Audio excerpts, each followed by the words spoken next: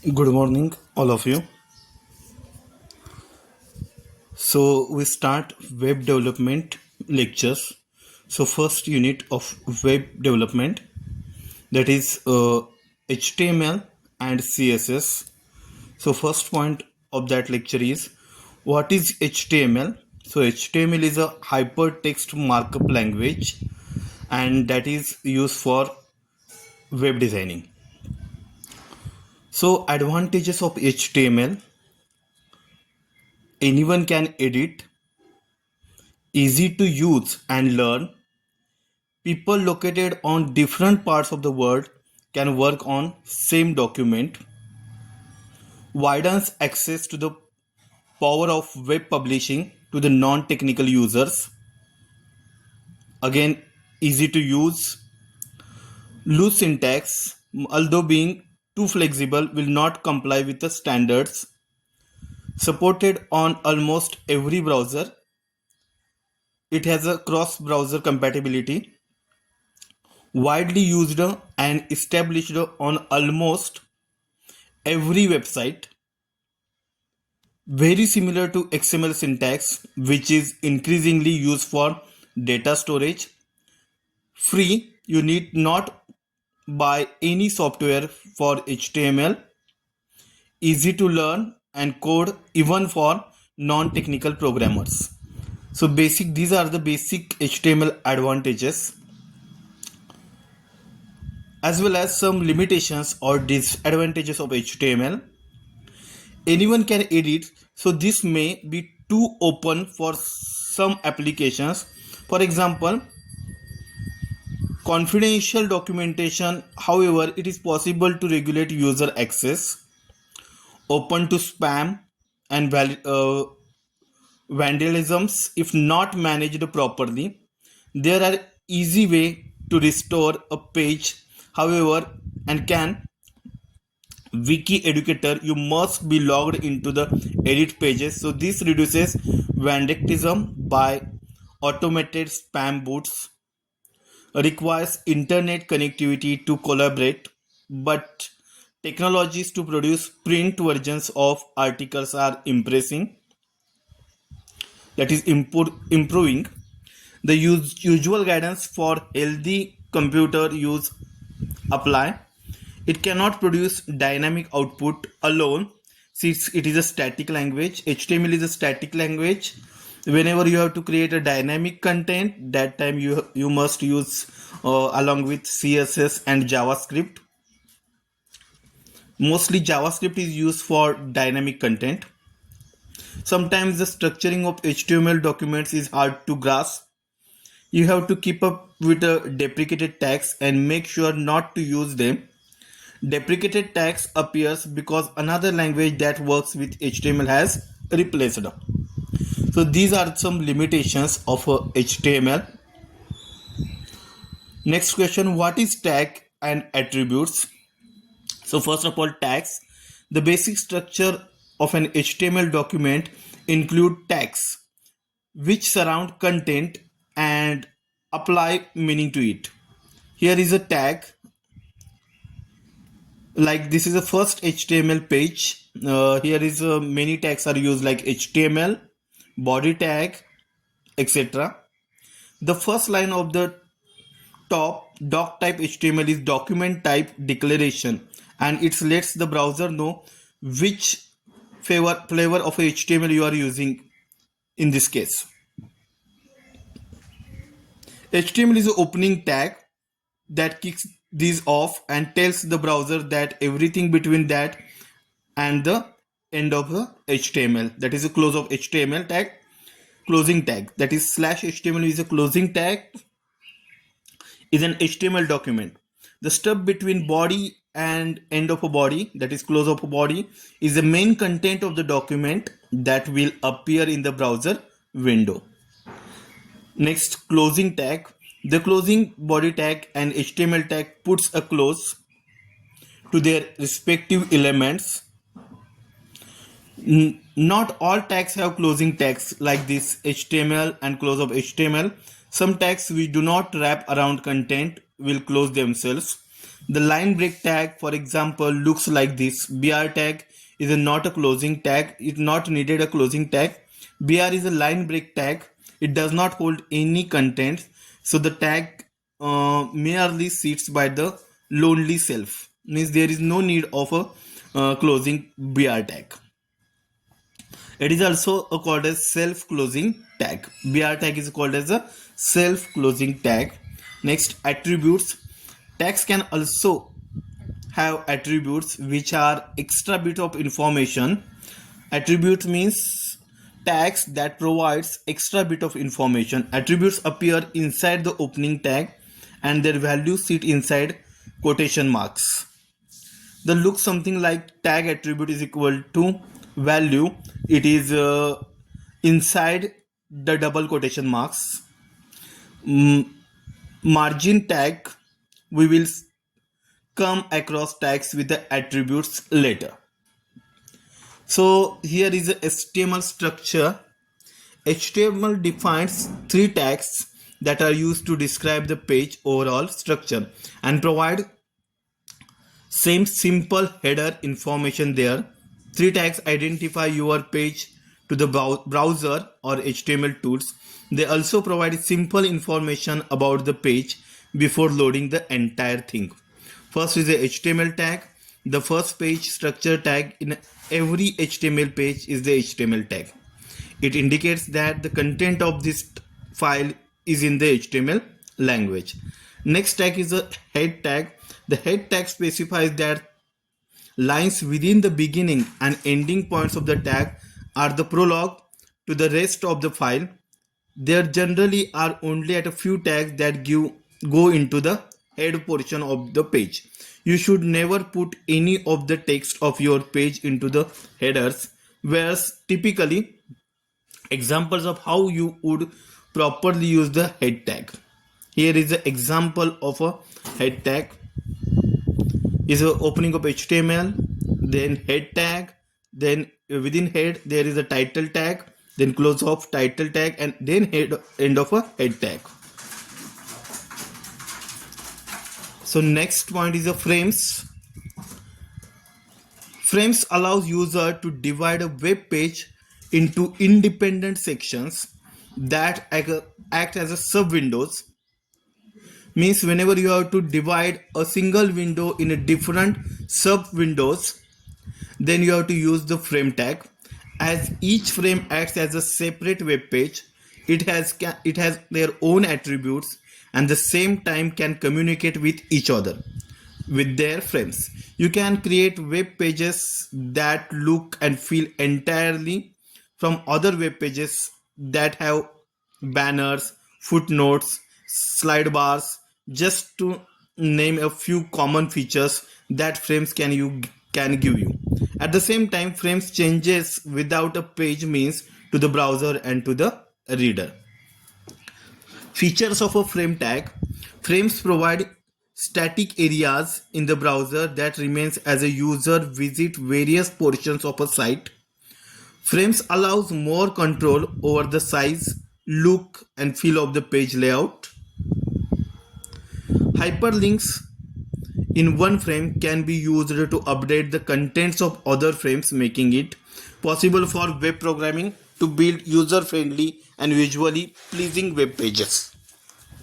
Some frame extensions also make it possible to launch multiple browsers and windows to control the contents of each windows through hyperlinks in other window. So here is a syntax of frameset tag.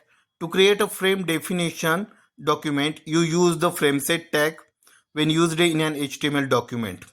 The frameset tag replaces the body tag. Means whenever you have to use frameset tag, you replace the body tag and here put the frameset tag. Here is an example of frameset tag. Frameset, you have to define columns and row size. Frameset calls for you have to define columns within web page. How many columns you want? Suppose there are 3 columns, so you have to define like that 100 size. Also you have to define in a percentage 50%, and remaining is stored is a display with a star symbol. The rows attributes works the same as the columns attributes, except that it splits the screen into horizontal frame. Means columns are splits the window in a vertical frame, and rows are splits the window in a horizontal frame. Here is same like that. Frame set rows are 50%, 50%. Means you have to show, you have to display. There are two rows. That is, one row size is 50% of whole screen and 50% of another screen. Also, you have to define frame set rows with a star symbol. Attributes of frame set tag. So there is a attributes like border, frame border, and border color. In a border, it sets the width of the frame's border to the pixels. Frame border, it says whether there is to be border or not. The value is either yes or no. The value appeals to all the frames. Means border, you have to specify the width, and in a frame border, you just specify yes or no. So border color, whenever you want to set the color of a border, then you have to specify with a different ways of coloring methods. The next is a frame tag. After you have basic frame set laid out, you need to associate an HTML document with each frame. Like you have to specify the URL or hyperlink from frame. Then you have to specify frame src. Src means source, and you have to specify the link name in a double quote. Like here is a document URL. You have to specify any web link to here. Frame URL are specified within the frame tag by adding source URL is the address of the document to be displayed. When a user reads a frame set document, his browser window will first be divided into frames, and then the document specified in the frame tag will be loaded and displayed inside the frames. For each frame defined in the frame set tag, you must include a corresponding frame. So here is example like frame set rows. You have to specify there is a 3 rows, so you have to also define the frame src, frame src, frame set src. There are 3 rows are displayed within the frame set tag. Whenever you have to specify rows within columns, so it is called as a nested frames. Means in a single window you have to also splits your window with a collection of rows and columns here. Usually a web document is given a better look when it is divided into more than 2 frames. It is standard layout. It is a title frame, a footer frame with the body divided into 2 frames to create this. Nested frame declaration are necessary. A frame is said to be nested frames if it was formed by dividing another frame called the parent frame into multiple frames. Here is frame set rows like 3 rows 15%, 17% and 15%. So frame set rows like frame set src, frame set calls, you have to specify that within rows there are columns.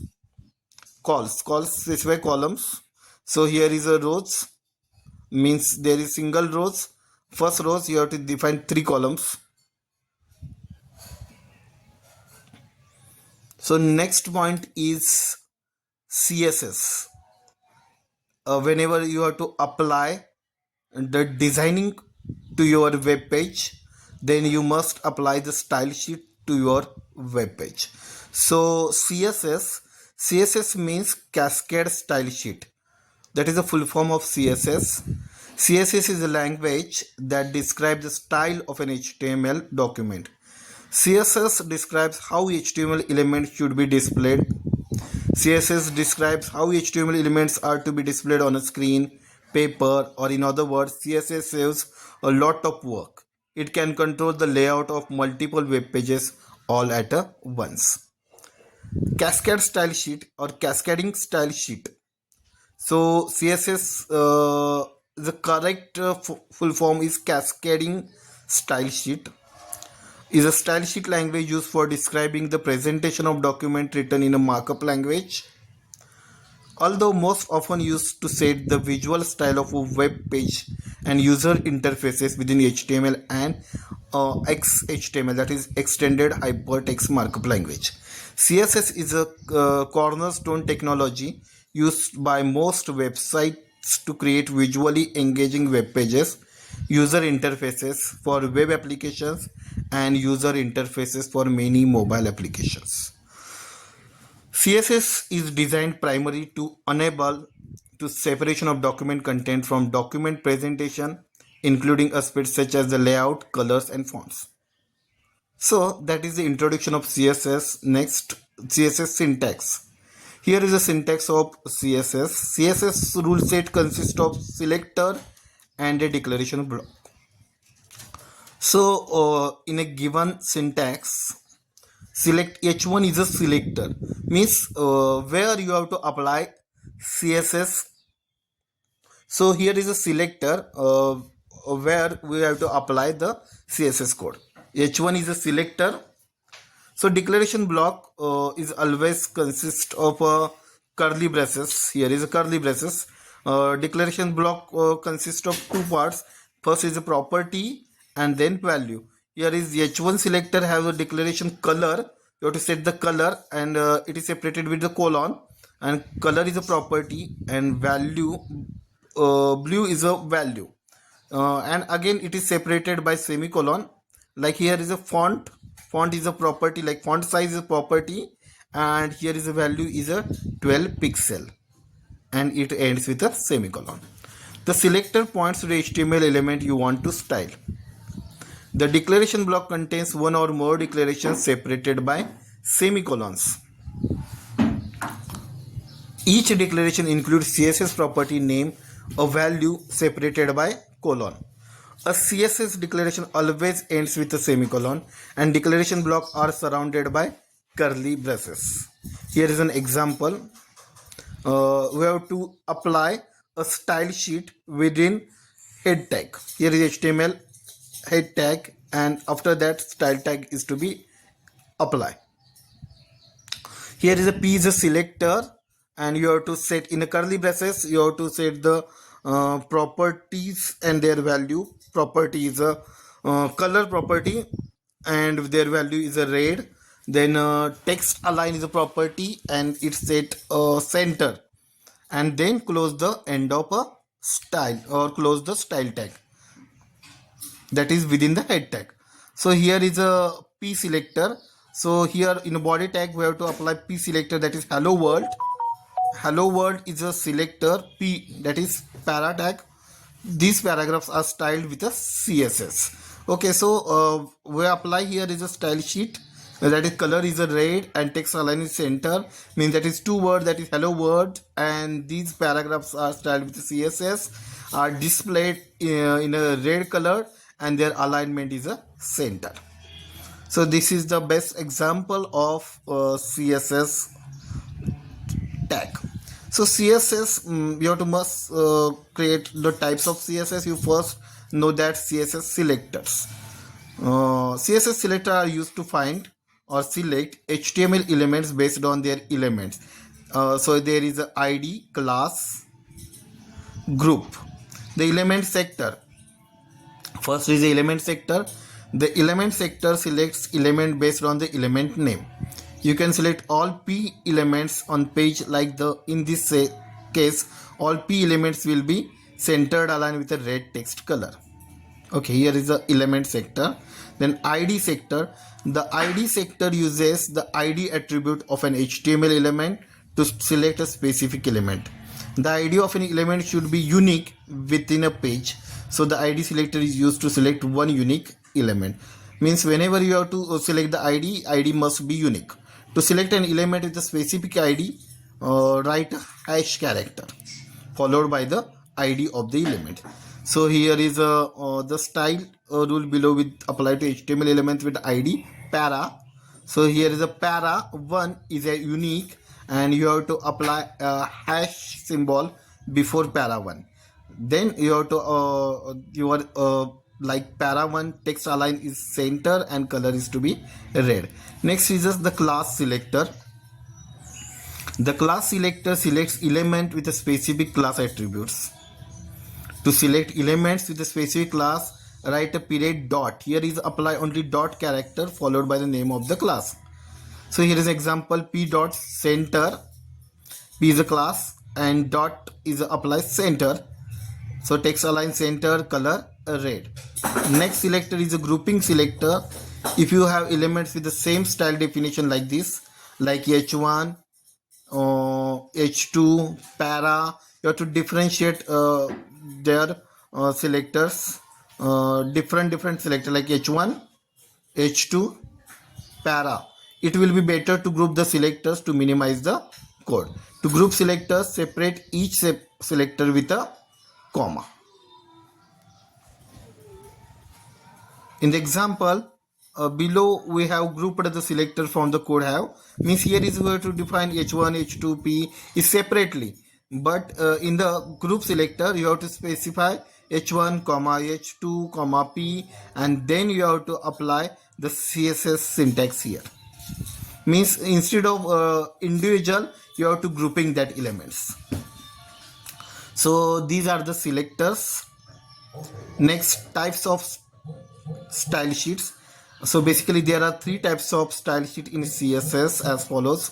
First is a inline style sheet, second is internal style sheet, and third is a external style sheet. In an inline style sheet, an inline style may be used to apply a unique style for a single element. Means whenever you have to use a single element, that time you have to use inline style sheet.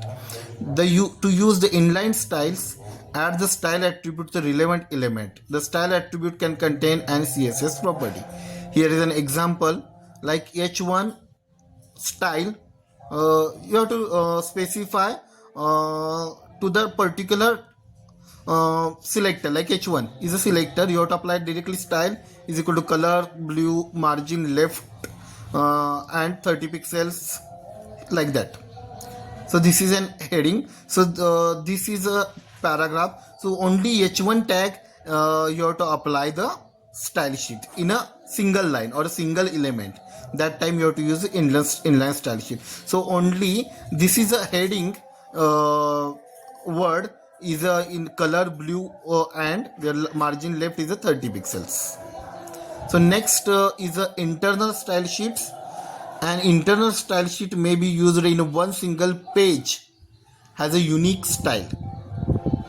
Internal styles are defined within a style element inside the head section of an HTML. Internal styles are used within a head section of the page.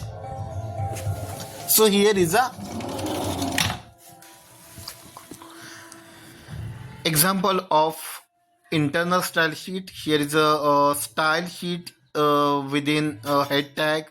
Then you have to apply body selector, body background color is a property, and linen is their value. Then again you have to apply h1 for color maroon and margin left 40 pixels. Means whenever you have to use internal style sheet, that you have to specify within the head tag. So you have to apply multiple content or multiple words or on a single page. You have to apply the internal style sheet. Like this is a heading h1 tag is color maroon and margin left is a 40 pixels, and para tag, this is the paragraph. There are no any CSS is applied, but background of the color is a whole page background color is a linen color. So next is a external style sheet. With an external style sheet, you can change the look of an entire website by changing in one file. Each page must include a reference to the external style sheet file inside the link element. The link element goes inside the head section. So whenever you have to create a single external style sheet and you have to apply for multiple pages, means once you have to create an external style sheet, whenever you want to apply that style sheet for a multiple web pages. So this is all done in a externally, and you have to save with a like a file name .css extension. The external style sheet is a .css file that you link your website to. This makes it is so that whatever you change in the .css sheet will affect every page in your website. This prevents you from having to make many code changes in each page. This is for a global site changes. Here is an example. You have to set only the link relation in a head section, a style sheet, and type of that style sheet is equal to text/css, and you have to set the hyperlink reference of particular external style sheet. Here is my style sheet, is my style.css. I have created in a externally. So whenever I have to apply that, it is also applied all the tags within that body tag. So next is a form tag. Here is a form. The form element inserts a component designed to contain controls that users can interact with, send information back to the server. This element is commonly used to gather information from the visitors of a website, like preferences, components, opinions, and lot more. It is also very important in the process of login some website provide. So here are some form tags are there. So example of form tag, you have to write within body form action. Here is I have to take two label, that is first name, last name, and upon above that input type text. Two input box are given here, like first name, last name. We have to put directly value here, otherwise you have to set the empty value. And one button is there, so is the input type submit, and value, so it is a button, so value is put here is a submit button, and then close the form tag here. So form attributes are like form is a just container for many other elements. Within that there are number of attributes are there, like button tag, input tag. Within button tag, when pressed, they can perform different actions depending on its type attributes, like submit, reset, button, and menu. In an input tag, we have to show text button, text control, password, date time, color, checkbox, radio button, etc. Also images can also used in that input tag, label, output, select, text area, image, etc. So we have to check input tags. First is the input tag elements. To the HTML input tag is used within a form declare input element. Okay, here is a same example for earlier. So next is a drop down tag. The select element is used to create a drop down list. Means the option tag inside the select element define the available options in the list. Means we have to check a single value from the multiple list, then that type you have to use the drop down tag. When present, it specifies an option should be pre-selected when the page loads. Here is a select. In a body tag you must specify select tag, and within that you have to show option value like here is some car name like Volvo, Saab, VW, and Audi. And suppose runtime you have to show selected option. That time here is I have to say selected option is Audi. Okay, so this is the drop down. Next, list box. List box is similar to the text box. It shows a declared number of text rows and gives a visitor list of choices. Similar to drop list, the list box length is determined by the length of the longest option. Here is also we have to select within the select option. The basic difference is a drop down list and list box is in a drop down list you have to select only one from multiple options, whereas in a list box you have to select multiple options at a time. The next checkbox. The HTML input element input type checkbox is an input element to enter array of different values. The value attribute is used to define the value submitted by the checkboxes. Checkbox is used to check options. Like here is the input type checkbox. You have to specify input types is checkbox, and I have a bike, I have a car. That type you have to use checkboxes. Like hobbies, you have to select it. Required documents like Aadhaar card, PAN card, mark sheets, etc. That time you have to use checkbox here. Radio button and last form tag input type element is radio button.